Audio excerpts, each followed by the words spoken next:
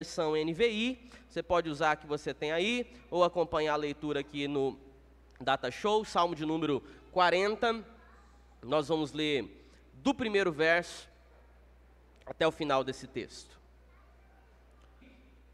Num momento ímpar da sua jornada, e eu quero ler com você a versão NVI que diz assim: Coloquei toda a minha esperança no Senhor. Ele se inclinou para mim e ouviu o meu grito de socorro.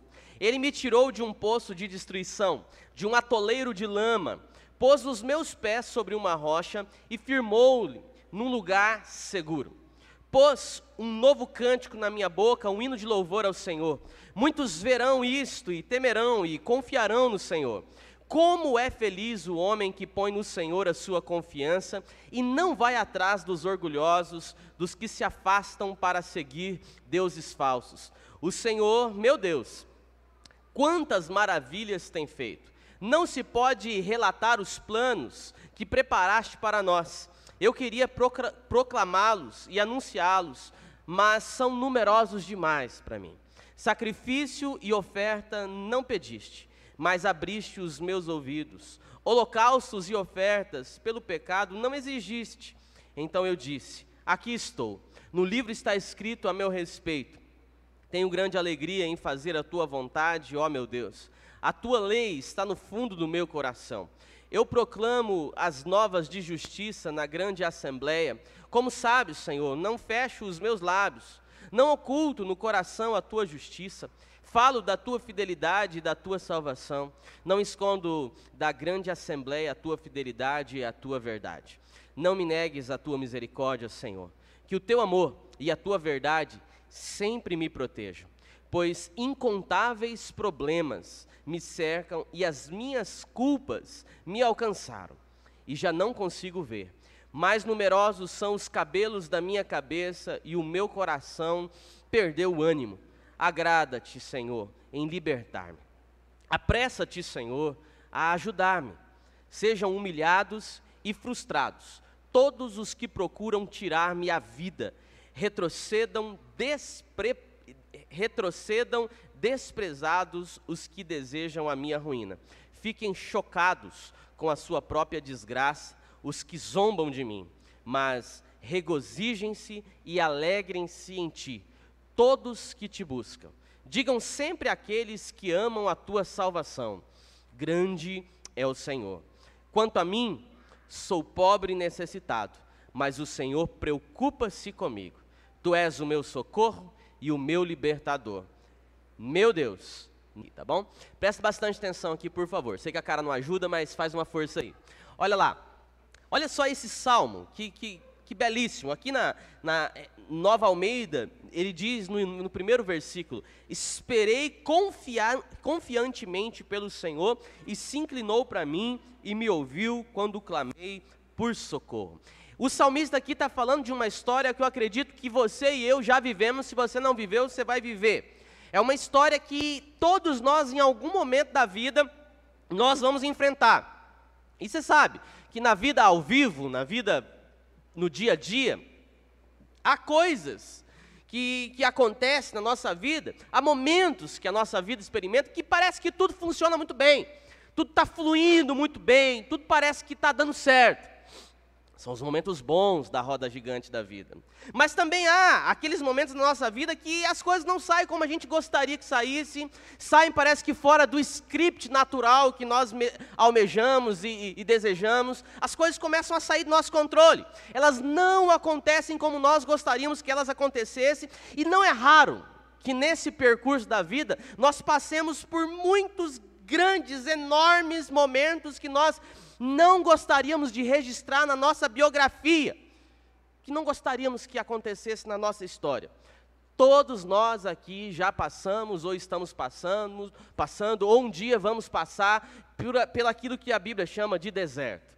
O deserto muitas vezes vem, só que também, para nós que somos crentes, sabemos que o deserto muitas vezes faz parte do processo de Deus na nossa vida. Eu aprendi há muito tempo atrás, quando estava no seminário ainda, com o pastor Hernandes Dias Lopes, num livrinho chamado O Deus que Intervém, nem é editado mais. O pastor Hernandes Dias Lopes diz que o deserto na vida do crente não é um acidente de percurso, mas é uma agenda de Deus. O deserto na vida do cristão não é acidente, é agenda. Por quê? Porque o deserto faz parte, o deserto ele é inevitável, mas também ele é necessário, porque embora a gente não goste de passar pelo deserto, é óbvio, mas muitas vezes o deserto tem essa pedagogia, ele nos faz ver e nos faz colocar diante do Senhor, nos faz perceber que nós dependemos do Senhor, e muitas vezes, por causa da dureza do nosso coração, se não fossem as lutas, nós não acordaríamos para este fato, de que nós precisamos de Deus.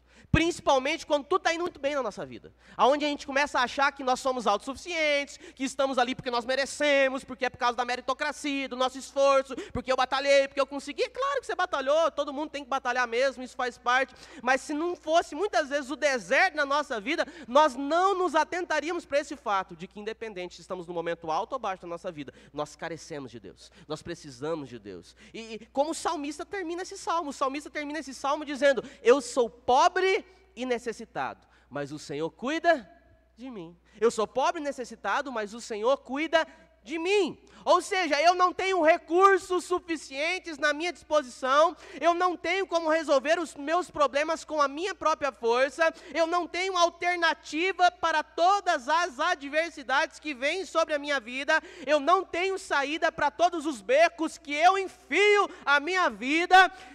Mas Ele sabe o que eu faço, Ele sabe o que eu passo, e Ele sabe o meu deserto, Ele sabe da minha angústia, Ele sabe da minha dor, e sabe também o quanto eu preciso dEle. É mais ou menos nessa direção que o salmista está querendo dizer quando ele diz: eu sou pobre e necessitado, mas o Senhor cuida de mim. E é interessante que à medida da minha dependência de Deus, à medida com que a minha dependência de Deus vai se revelando, à medida que eu vou dizendo para mim mesmo que eu dependo de Deus e não apenas de mim, nós vamos aprendendo a confiar no Senhor. E aí, à medida com que nós vamos aprendendo a confiar no Senhor, aquilo que era deserto começa a se apresentar e a se transformar numa espécie de oásis. Aquilo que antes parecia que estava perdido, começa a se transformar em vitória. Aquilo que antes era uma ruína, era desgraça na nossa vida, se transforma na certeza, mais certeza da nossa vida. Deus cuida de mim. E foi exatamente nessa direção que o salmista experimentou. Ele diz, com a sua Bíblia aberta aí, deixa a sua Bíblia aberta no Salmo 40, ele diz: olha, o Senhor se inclinou para mim, e Ele me tirou de um poço de lama e perdição. Está acordado aí, irmão? Fome bateu aí? Já? Misericórdia, calma, está cedo ainda. Ele me tirou num poço de lama e perdi. O salmista, ele tem essa experiência, a experiência nesse sentido. O Senhor me tirou de um poço de lama e perdição. E é claro que o nosso anseio mais íntimo, é claro que o desejo mais profundo é que que Deus nos tirasse antes da gente cair no poço de lama e perdição. É ou não é? A gente gostaria que o Senhor nos livrasse de ter que passar pelo poço. É ou não é? E eu acho que aí é meio que a nossa crise. É aí que nasce, muitas vezes, a crise no nosso coração. Gente que a gente atende no escritório da igreja, que diz assim: pastor, se Deus é desse jeito todo que o senhor diz todo domingo que Ele é, por que então que Ele não resolve logo o meu problema? Porque eu já estou há tanto tempo passando por isso. Pastor, por que eu tive que chegar a esse ponto? Por que eu tive que perder isso que eu perdi? Por que eu tive que perder aquilo que eu perdi? Por que eu tive que ser humilhado do jeito que eu fui humilhado? Essa é um pouco da nossa crise, irmãos, da nossa crise. Eu acredito que você já deve ter passado por isso em algum momento da sua vida. Se não passou, vai passar. Aquele momento de dúvida onde a gente diz: peraí, se Deus é tão bom assim, se Deus é tão poderoso assim, por que as coisas chegaram na minha vida nessa situação? Por que hoje eu estou nessa condição? Porque no fundo, por mais que a gente não admita, a gente não está satisfeito em pensar em um Deus que está conosco no poço de lama e perdição. Porque na nossa vida, no nosso anseio mais íntimo, a expectativa que nós temos é que Deus nos pegasse antes da queda. E de repente eu estou caindo no poço, indo ladeira abaixo, e o Senhor envia um anjo e impede que eu caia no poço, impede que eu tropece.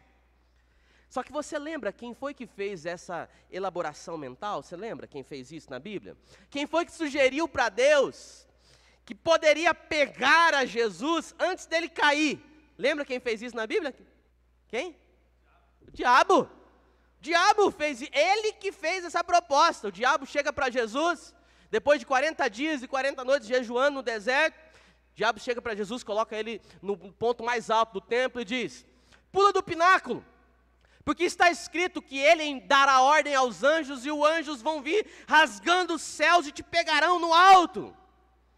No fundo, esse é o nosso sonho, esse é o nosso desejo, que Deus abra os céus e nos pegue pela sua mão antes da gente passar pela crise, antes da gente cair no poço. Essa é a nossa fantasia de onipotência. Se Deus é todo poderoso, Ele me impediria de cair, e não estaria comigo aqui na prova. A gente não gosta de pensar nesse Deus que nos deixa passar por lutas, um Deus que nos deixa cair. A gente queria, no nosso imaginário, um Deus que não nos deixasse cair. A gente queria um Deus que não nos deixasse passar por lutas, um Deus que não deixasse que a gente chegasse no fundo do poço. E se eu me jogar, porque 90% dos casos, o responsável pela nossa ruína, responsável pelos nossos problemas, são nós mesmos. Eu mesmo sou responsável por 90% dos problemas que eu passo, ou eu, as pessoas que estão ao redor de mim. E aí a gente cria essa ideia do Deus que poderia impedir com que eu caísse. O Paul Ricoeur, que é um filósofo, ele tem um livro chamado O Mal, um livro pequeno, muito, muito legal, e nesse livro o Paul Ricoeur diz assim: retira-se do mundo todo o sofrimento que os homens causam a si mesmos ou aos outros, e então vejamos o que sobra de sofrimento no mundo. Eu vou repetir: retira-se do mundo todo o sofrimento que os homens causam a si mesmo ou aos outros, e então vejamos o que sobra de sofrimento no mundo. Porque, no fundo, a nossa pergunta sobre o sofrimento vai nessa direção. Por quê? Por que isso está acontecendo? O Paul Ricoeur diz: vamos tirar então todo o sofrimento que nós afligimos uns aos outros, todo o sofrimento que nós mesmos causamos a nós mesmos, ou as pessoas que estão ao nosso redor, e vamos ver o que sobra. Vamos ver o que fica. A gente pula do pináculo do templo, e aí o nosso desejo é que Deus, num ato mirabolante, envie os seus anjos para nos agarrar e nos pegar antes que nós caiamos. Mas não foi isso que o salmista viveu neste salmo. O salmo de número 40 nos mostra e nos revela um Deus diferente desse nosso imaginário de onipotência divina. O salmista chegou no fundo do poço, ele conheceu a desgraça, ele está passando pelo pior momento da sua vida. O salmista se viu no meio da lama. E quando ele chega no fundo do poço, no meio da lama, ele diz: o Senhor foi lá e me tirou de lá. O Senhor não impediu que eu chegasse lá, mas o Senhor foi lá no meio da lama me buscar. Ouça a palavra de Deus para o seu coração. O teu Deus, meu irmão, o meu Deus, minha irmã, o nosso Deus não tem medo de sujar as suas mãos. Glória a Deus por isso. Ele vai lá no fundo do poço te buscar, e vai lá e te arranca de lá. Deus vai aonde você estiver, e Ele vai lá e faz um milagre na sua vida, independentemente da condição que você chegou. Essa é a experiência do salmista. Ele me tirou num poço de lama e perdição, Ele foi lá e me resgatou. Deus não tem medo de sujar suas mãos. Ele não tem. Deus vai lá e nos resgata. Ele me tirou do meio de um poço de lama e perdição. E Ele continua dizendo: colocou os meus pés sobre a rocha, colocou nos meus lábios um novo cântico, um hino de louvor ao Senhor. Quanto tempo faz que você não canta um cântico novo? Quanto tempo faz que você não assovia um assovio leve de louvor ao Senhor? Há quanto tempo faz que você não ora agradecendo a Deus no meio do seu dia? Sem que nada de extraordinário tenha acontecido, simplesmente vem aquele sentimento de gratidão em você no meio do seu dia e diz: oh Senhor, obrigado, obrigado por essa semana. Quanto tempo faz que você não faz isso? Um novo cântico na minha boca, uma nova alegria, uma nova paz, uma leveza. Deus respondeu o seu pedido de oração e você já nem se lembra mais do que você orava, porque agora você está orando em favor de outras coisas que você quer. Quanto tempo faz que um novo cântico não vem nos seus lábios? O salmista viveu isso na sua prática. Ele pôs nos meus lábios um novo cântico, uma nova canção, um hino de louvor. As pessoas olharam para mim e temeram a Deus. Ou seja, a vida do salmista virou um testemunho. Ei, presta atenção aqui. À medida que a gente vai vivendo experiências de milagres em Deus, a nossa vida tem que se transformar num testemunho. Porque se a nossa vida não se transformar num testemunho, algo de errado não está certo. Olhe para a pessoa que está perto do seu lado e diga: sua vida é um testemunho de Jesus? Eu não sei se você se lembra, alguns meses atrás eu preguei aqui sobre aquela experiência da mulher que sorrateiramente, bem discreta, ela se aproxima de Jesus e toca nas suas vestes. E quando ela pensa que vai sair de fininho, Jesus começa a questionar: quem foi? Quem foi? Quem foi que tocou em mim? Quem foi que me agarrou no meu casaco aqui? Quem foi? Quem foi? Aí o Pedrão, sanguinão, sempre tem que dar a resposta, sempre o primeiro que vai puxar a fila. O sanguinão Pedro olhou e disse: Senhor, você está de brincadeira. O senhor está no meio de todo mundo, não tem como a gente andar aqui, porque as pessoas estão te apertando. O senhor inventa de ficar no meio da multidão, vai gostar de povo assim lá longe. Está todo mundo apertando o senhor mestre. E o senhor pergunta quem foi que te tocou? Que negócio? O senhor ficou doido aí? O que aconteceu? Foi o jejum no deserto? Como que as pessoas não vão te tocar? Jesus olha para Pedro e fala: não. Alguém me tocou, porque eu sei que saiu de mim poder. E aí a mulher viu que não tinha mais como sair de forma discreta, não poderia mais se esconder, se ocultar. Ela reconhece que ela tocou Jesus? Não. Ela reconhece publicamente o seu problema. Ela reconhece coletivamente quem ela era e o que ela passou a ser a partir de agora. Ela resolve escancarar, reconhecer, admitir, assumir publicamente o que tinha sido ela e o que ela tinha. E aí uma das lições que fica muito claro no nosso coração nesse texto é a seguinte: Jesus confrontou aquela mulher, exigiu, quando ele o tempo todo fala: quem me tocou, saiu de mim poder, quem foi, ele exigiu que aquela mulher se mostrasse. Por quê? Porque todo milagre tem que virar testemunho. Milagre não pode ser coisa secreta. Milagre não pode ser coisa secreta. Milagre sem testemunho é igual piscar para a garota no escuro. Só você sabe que você fez isso. Tem gente que fez isso muito aqui, né? Tal da timidez é uma desgrama, né? Pisca para a garota no escuro. Adiantou o quê, Zé? Ela não viu, só você sabe. Vai no final da noite continuar sozinho. Orando para Deus enviar, né? Milagre sem testemunho é inútil. Não é inútil, né? Porque quem recebeu o milagre está gozando da bênção, mas milagre é para ser compartilhado. Milagre tem que virar testemunho, tem que compartilhar. O salmista diz: a minha vida virou testemunho. Por quê? Olha o que ele diz aí. Porque muitos viram essas coisas e temeram ao Senhor, confiaram no Senhor. Muitos verão essas coisas, temerão e confiarão no Senhor, porque o milagre tem que virar testemunho. Irmãos, quando Deus age na nossa história, quando Deus toca na nossa vida, a gente tem que levar isso para as pessoas. A gente tem que falar da grandeza desse Deus. Tudo isso, irmãos, faz parte do nosso anseio mais profundo. A pergunta que nós precisamos fazer para esse texto, Salmo 40, é a seguinte: qual que é o segredo? Qual que é o caminho?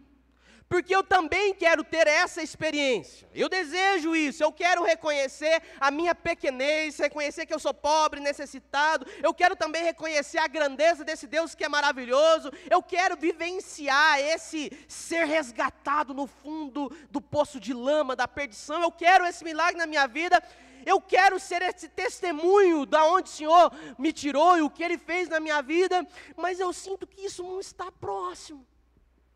Então qual que é o segredo de continuar esperando, não no sentido de esperar, mas no sentido de esperançar? Como é que eu consigo manter a esperança viva, quando parece que o meu deserto não vai passar tão cedo? Qual que é o caminho, qual que é o segredo dessa espera confiante que o salmista desenvolve aqui? E o salmista nos dá uma dica logo no primeiro verso.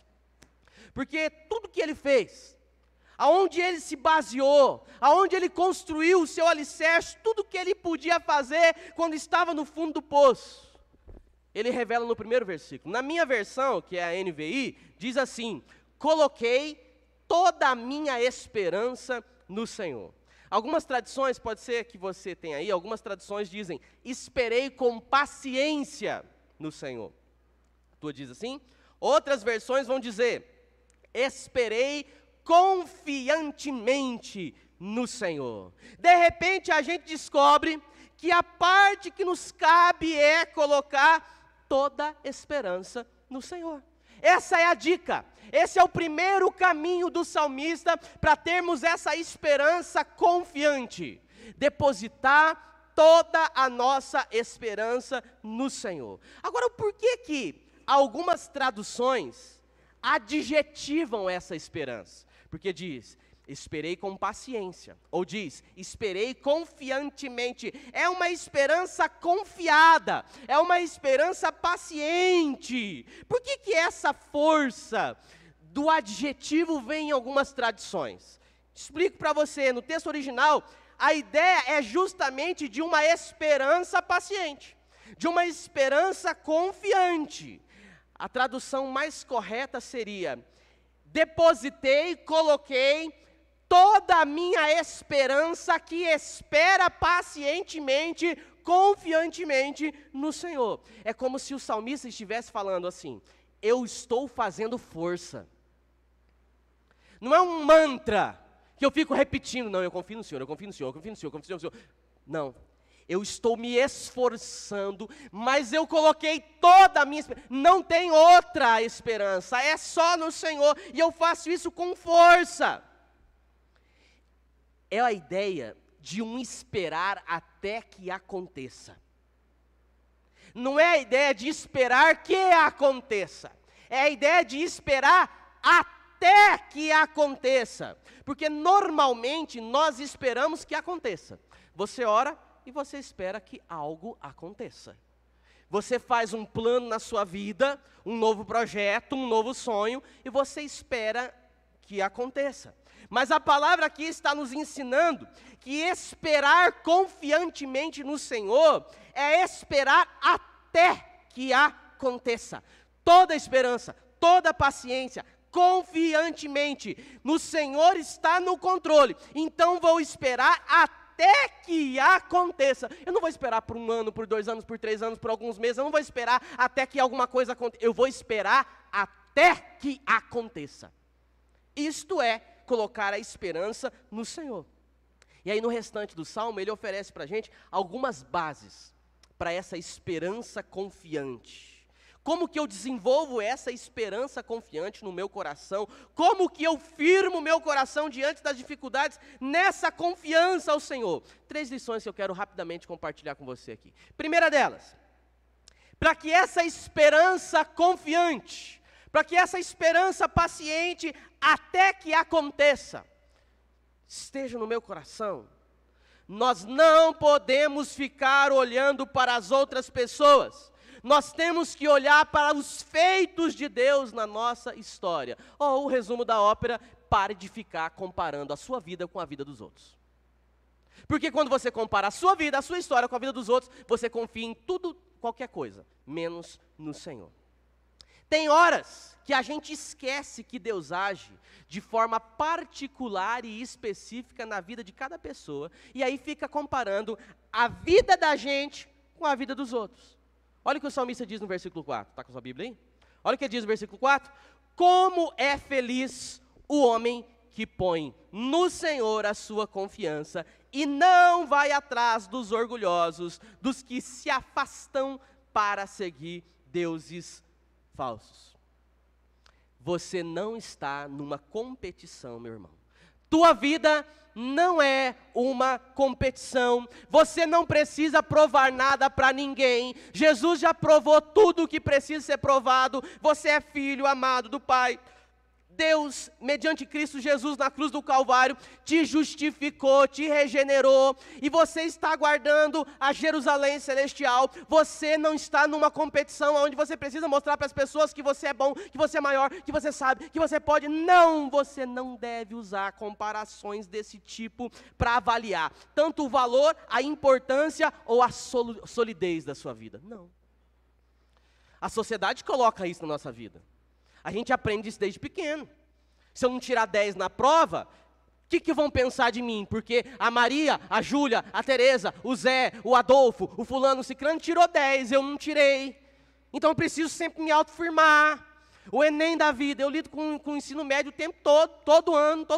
A gente está preparando os alunos para o tal do Enem. Tem que fazer mesmo, tem que estudar mesmo, mas o Enem vai jogando nas nossas costas esse sentimento. Eu preciso provar para meu pai que eu consigo, preciso provar para minha mãe que eu consigo, eu sou o único menino, o único filho dele que estudou, meu pai não estudou, eu preciso estudar. E a gente vai jogando isso também para a nossa vida com Deus, achando que a gente tem que se provar o tempo todo para Deus. O salmista diz no versículo 5, olha só o versículo 5, Senhor meu Deus, quantas maravilhas tem feito, não se pode relatar os planos que preparaste para nós.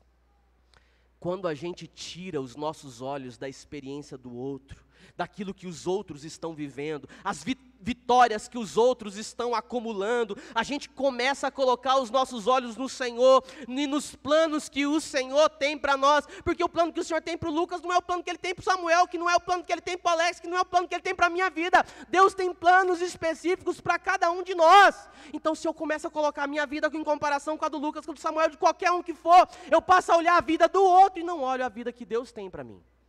E aí eu gasto a minha vida inteira, que é muito curta, passageira, achando que a vida que eu deveria viver é a vida que o fulano, que o ciclano, que o beltrano vive. E eu deixo de viver a vida que o Senhor quer que eu viva. Talvez esse seja o grande equívoco do salmista no Salmo 73. O salmista no Salmo 73, ele diz assim, quanto a mim, olha a crise do salmista, quanto a mim, quase escorregaram os meus pés, faltou pouco para que vacilasse os meus passos, pois eu tive inveja dos arrogantes ao ver a prosperidade dos ímpios. E a conclusão do salmista no Salmo 73 foi, inutilmente conservei puro o coração, e lavei as mãos na inocência, pois eu sou afligido e castigado todos os dias. Porque a vida de quem vive se comparando com a vida do outro e querendo que a sua vida seja como é a vida do outro, é essa vida de aflição e castigo todos os dias. Porque à medida que eu comparo a minha vida com o outro e eu vejo que a vida que eu vivo não é a vida que eu gostaria de viver, vivendo a vida do outro, eu olho para mim e parece que nada me basta. Falta-me contentamento, falta-me gratidão, falta-me alegria. Somente quando o salmista entrou na presença de Deus, ele finalmente entendeu que o plano que Deus tinha para ele é diferente do que ele tem para o outro. Sabe, às vezes uma pessoa está viajando na vida, rumando a vida dele de vento em polpa, tudo a mil maravilha. Eu não sei, mas pode ser que esse caboclo que está vivendo uma vida de vento em polpa, o final da trajetória dele seja uma trajetória de tragédia. A gente não sabe. Mas a gente se baseia no que o cara está vivendo agora.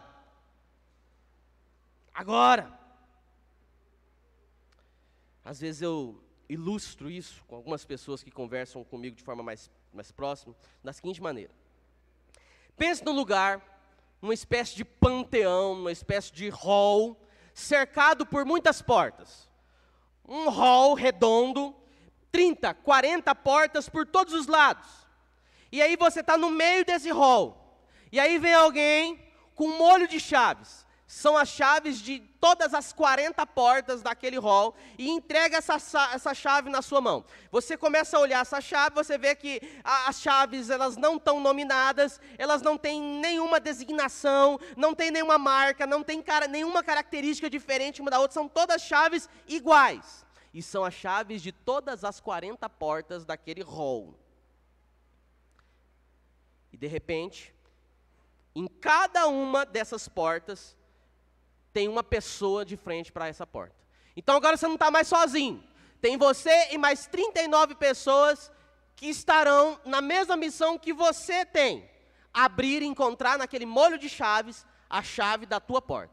E aí, todos ganham esse molho de chaves de todas as portas. E de repente, antes de você começar, tem o primeiro tipo de pessoa. Tem aquele tipo de pessoa que sai correndo. E isso ilustra a nossa vida. Todos saem correndo para diante da sua porta, e daí tem o primeiro tipo de pessoa, que é o tipo de pessoa que eu chamo de pessoa insuportável. Eu gosto de chamar essa pessoa assim, porque é o tipo de pessoa que por alguma razão, pega a primeira chave, vira e diz, achei. Nossa, que ódio de pessoa assim. Abri, você nem pegou a chave direito, ainda você está ali... E o cara, achei! Entra na porta. E você começa a ficar desesperado. E aí tem um segundo tipo de gente, que é a pessoa que pega e faz um esquema. Ele separa um molho de chaves por uma ordem que ele escolheu. E ele faz esse esquema. É gente metódica, sistemática, que faz e começa de uma chave até a última. Não importa se é a última que vai abrir a porta. O importante é que eu vou entrar, então eu vou uma por uma. Uma por uma. Não abro mão. Não abro mão. É uma por uma. A hora que achar, achou. É o segundo tipo de pessoa. E aí tem um outro tipo de pessoa, que começa a ver que o fulano já entrou de primeira, que o outro está ali no seu esquema, e alguns estão entrando, e ele começa a ficar agoniado. E aí ele começa a colocar uma chave, e ele solta a chave e coloca a mesma chave. E aí cai essa chave que ele coloca a outra mesma chave. E ele coloca mais duas chaves e volta para outra chave que ele já tinha colocado, e ele começa a ficar desesperado, e diz, nenhuma chave abre! Conhece gente assim? E aí, conforme os outros vão entrando, aquilo vai pressionando ainda mais você, e aí você começa a pensar, só eu que não consigo, não tenho a minha chave aqui, esqueceram de colocar a minha chave. O salmista diz, esperei confiantemente no Senhor, com paciência. Por quê? Porque eu não fiquei olhando para os orgulhosos. Eu não fiquei olhando para o exemplo daqueles que se afastaram. Eu não fiquei comparando a minha vida com a vida de ninguém. Eu me lembrei que Deus é fiel na minha vida. Eu me lembrei que Deus já fez muita coisa na minha vida. E eu me apeguei a isso. E é por isso que eu confiei a minha esperança no Senhor, porque eu não fiquei olhando para o outro, eu fiquei olhando por aquilo que Deus é, o que Ele fez na minha vida.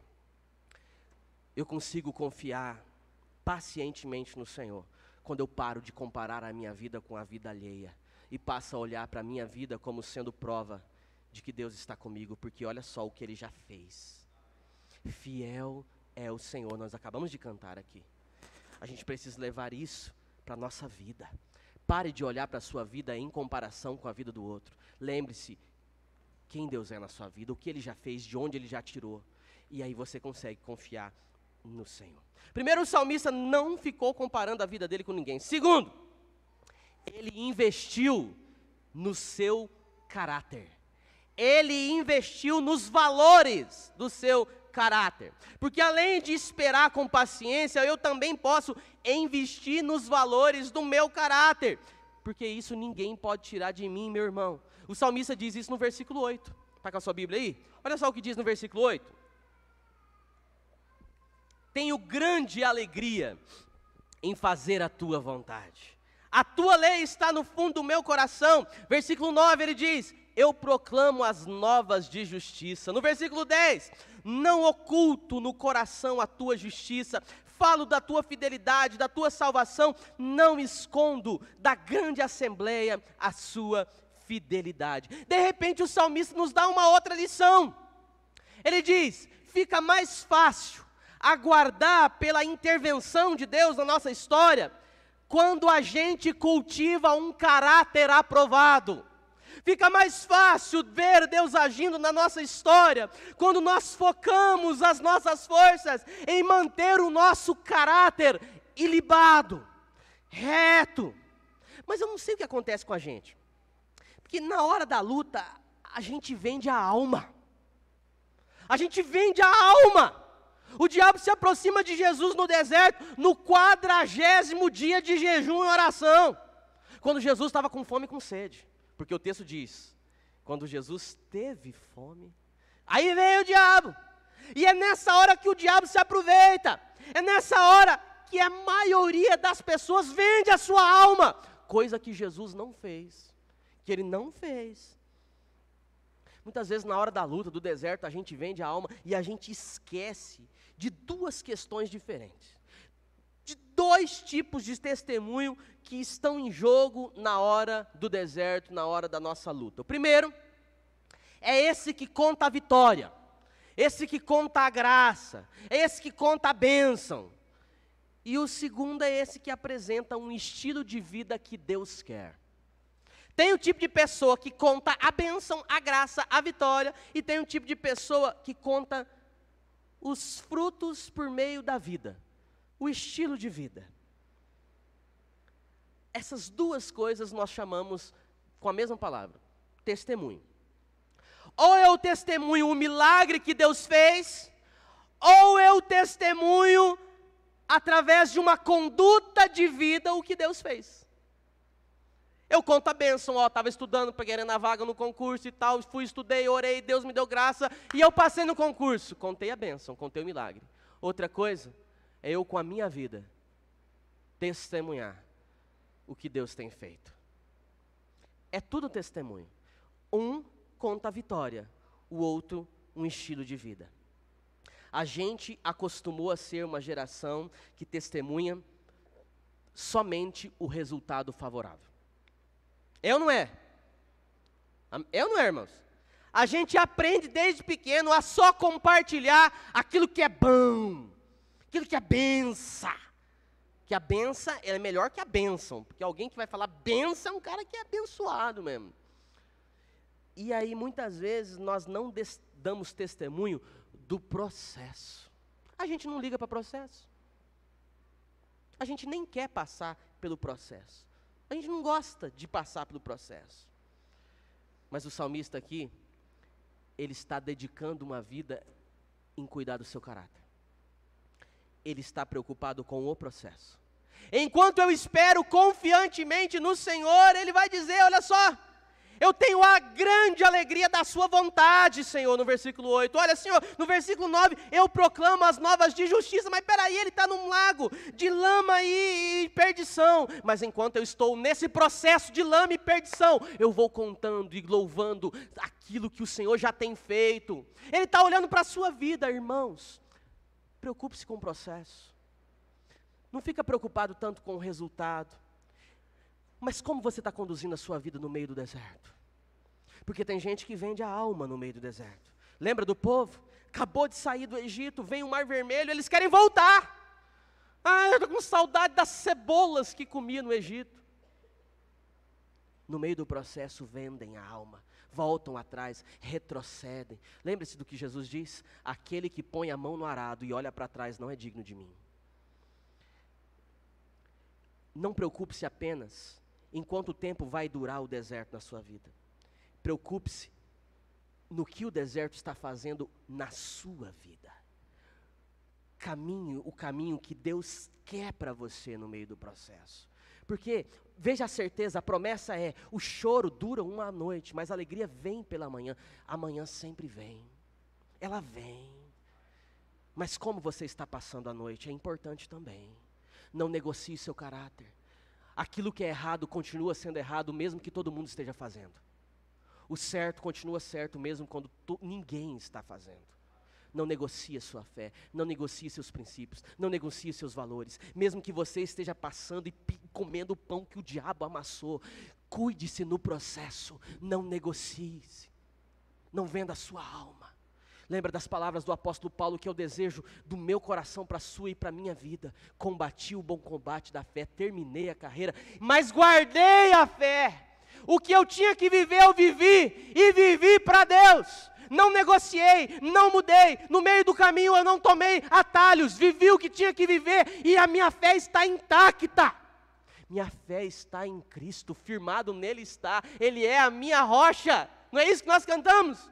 Nós precisamos viver. Cuide do seu caráter no meio do processo. Terceira e última lição. Última lição que a gente aprende a esperar com paciência enquanto Deus traça para nós os seus planos. A gente aprende a não olhar, não comparar, não competir, alimentar o nosso caráter na vida de fé, conduta diante de Deus e, finalmente, intensificar uma vida de oração. Olha a partir do versículo 11. Olha o que o salmista, a partir do versículo 11, começa a fazer. Ele começa a fazer uma série de pedidos. Olha só o versículo 11, ele diz: não me negue a sua misericórdia. Verso 13: agrada-te, Senhor, em libertar-me, apressa-te. Veja esta oração. É como se ele dissesse: Senhor, acelera aí. O Senhor, dá uma acelerada aí, apressa-te. Versículo 14: sejam humilhados e frustrados. Versículo 15: fiquem chocados. Versículo 16: mas regozijem-se e alegrem-se em ti todos os que te buscam. Digam sempre aqueles que amam a tua salvação. Digam o quê? Grande é o Senhor. Vamos dizer juntos? Grande é o Senhor, aleluia! São pedidos que Ele faz e entrega diante do altar de Deus. Sabe o que é que rouba um pouco da nossa paciência e da nossa capacidade de esperar em Deus? Ficar comentando indiscriminadamente o que a gente está vivendo com todo mundo. Vou entrar num assunto polêmico? Vou. Isso rouba a nossa capacidade de esperar no Senhor. Quando a gente começa a dizer indiscriminadamente tudo o que acontece na nossa vida com todo mundo. Não é pecado compartilhar com algumas pessoas nossos problemas, muito pelo contrário. A Bíblia nos ensina a fazer isso, a levar uns aos outros as vossas petições, a partilhar a sua vida com gente boa de Deus que vai ajudar você nesse processo, a dividir. A Bíblia nos ensina a dividir com os outros as nossas cargas, a levar as cargas uns dos outros, confessai os seus pecados uns aos outros, para que vocês sejam curados, diz a Bíblia. A Bíblia diz que a conversa ela é terapêutica. Quem estava passando por um momento muito complicado, mas num café, começou a falar com a pessoa, e aí no final oraram juntos, você saiu dali com um problema que você estava, só que aliviado, leve, com um novo ânimo, porque a Bíblia nos ensina, a conversa ela é terapêutica, mas ela é muito localizada, e tem a ver com a gente, com quem a gente compartilha, porque nós devemos compartilhar a nossa vida com gente que ama o Senhor, porque são relações íntimas de fé, de confiabilidade, de comprometimento. Eu não falo da minha vida para o Lucas, simplesmente para ele passar a minha história adiante. Eu falo da minha vida com o Lucas para dividir a minha carga com ele, para encontrar nele alguém que vai me dar um suporte, para orar por mim, para abençoar a minha vida. Não resolvendo um problema para mim, mas dizendo que estou ali, estou agarrado, estamos juntos. E aí, Rafa, como é que você está? Melhorou? Estou orando por você. Vamos orar junto? É dividir a carga. Leve e traz é fofoca. Não é disso que a Bíblia fala. Às vezes a gente começa a compartilhar tudo que a gente está vivendo com todo mundo. E aí de repente todo mundo sabe que a irmã está mal no casamento. Não por causa de fofoca não. É porque ela mesmo conta. Para todo mundo, fala tudo que o marido faz, ou deixa de fazer, ou não faz em casa. Todo mundo sabe que fulano está endividado, que deve para todo mundo. Não porque saiu o histórico financeiro do infeliz no jornal, mas porque ele compartilhou com todo mundo, falou com todo mundo, ficou chorando as pitangas com todo mundo, indiscriminadamente. O crente sabe, o ímpio sabe. O sujeito que nem conhece o cara direito também sabe. Porque no muito falar, ele acha que vai aparecer alguém com a solução. E é aí que nasce o problema, presta atenção. O problema não é falar. O problema é que quando a gente fala demais os nossos problemas, é como se a gente estivesse procurando, no meio da multidão, alguém que diga, não, mas peraí, eu te ajudo. Não, mas peraí, eu tenho a solução para você. Não, mas peraí, eu resolvo para você. Mas essa pessoa que nos ajuda, irmão, não está no meio da multidão. A pessoa que nos ajuda está sentada no alto e sublime trono. No alto e sublime trono, e as abas do seu manto enchem a terra, diz a Bíblia. É Ele que é a nossa ajuda, é dele que vem o nosso socorro. E aí ele pode usar um anjo, ou ele pode usar o Lucas, o teu irmão, o teu vizinho, a pessoa com quem você decidiu partilhar a tua história de forma pontual. Mas a tua ajuda não vem no meio da multidão. A sua ajuda vem do Senhor que fez o céu e a terra. E Ele usa quem Ele quer para te abençoar. Eu posso e devo orar com alguns irmãos. Eu posso e devo compartilhar as minhas dores, para que a gente possa chorar junto, orar junto. Porque desde que seja nessa condição, porque também não adianta nada a gente só chorar e o outro dizer, é difícil, né, irmão? Aí eu vou, abro meu coração, choro. Pois é, irmão, é difícil mesmo, né? Pois é, o que nós vamos fazer, né? É difícil mesmo, né, irmão? Mas é difícil. Ah, para com isso, pelo amor de Deus, tenha dó. Ora junto, se ajoelha junto, abraça, clame ao Senhor junto. Aí dessa conversa, dessa partilha, aí vem o desfecho, aí vem bênção. E é isso que o salmista faz. Senhor, eu só tenho a Ti. Senhor, eu sou pobre e necessitado, mas o Senhor é que cuida de mim. Senhor, eu só tenho a Ti para recorrer. Eu sou pobre e necessitado, mas o Senhor cuida da minha vida. Intensifique a sua vida de oração. Sabe aquele momento que você não sabe o que você vai fazer? Não tem o que fazer? Você pode mesmo assim orar. Tentou de tudo, não deu certo. Você pode orar. Intensifique sua vida de oração. Mas a gente faz o contrário. Na hora do deserto a gente vende a alma. Não vou hoje não, estou muito cansado. Não vou não. Estou muito desanimado. Aí que você deve ir, Zé.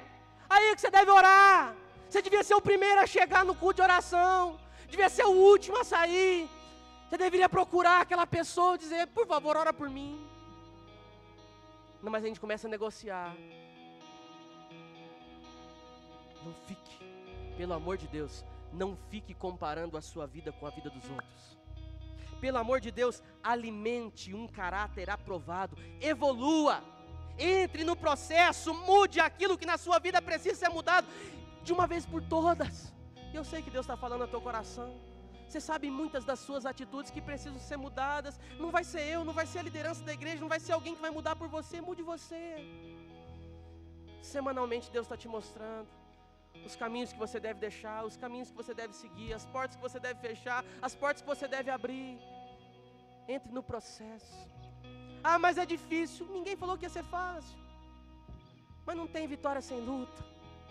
Não tem grandes histórias sem grandes processos. Entra logo no processo. Muda logo o que precisa ser mudado. Converta os seus maus caminhos. Lembra que a Bíblia diz, aquele que rouba que não roubava mais, que não roube mais, aquele que minta que não minta mais. Negue-se a si mesmo, toma a sua cruz, vem viver a vida que o Senhor tem para você. Ah, mas eu não consigo, mas você não consegue mesmo, porque todos nós somos pobres e necessitados, mas é o Senhor que cuida de nós. Então dependa do Senhor, intensifique a sua vida de oração. Está cansado, está sobrecarregado? Vinde a mim, vocês que estão cansados e sobrecarregados, porque eu vos aliviarei. Porque o meu jugo é suave, o meu fardo é leve, diz o Senhor. Então lance sobre Ele aquilo que está afligindo o teu coração. Vamos ficar em pé? Convido você a ficar em pé. Nós vamos louvar ao Senhor. Enquanto nós louvamos ao Senhor, eu quero que você ore a Deus. Faça desse louvor a sua oração. use as suas palavras. É a hora de você colocar diante do Senhor aquilo que está afligindo teu coração. Vamos exercitar essa terceira lição. Vamos intensificar a nossa vida de oração agora. Feche seus olhos, abaixe sua fronte, vamos falar com Deus.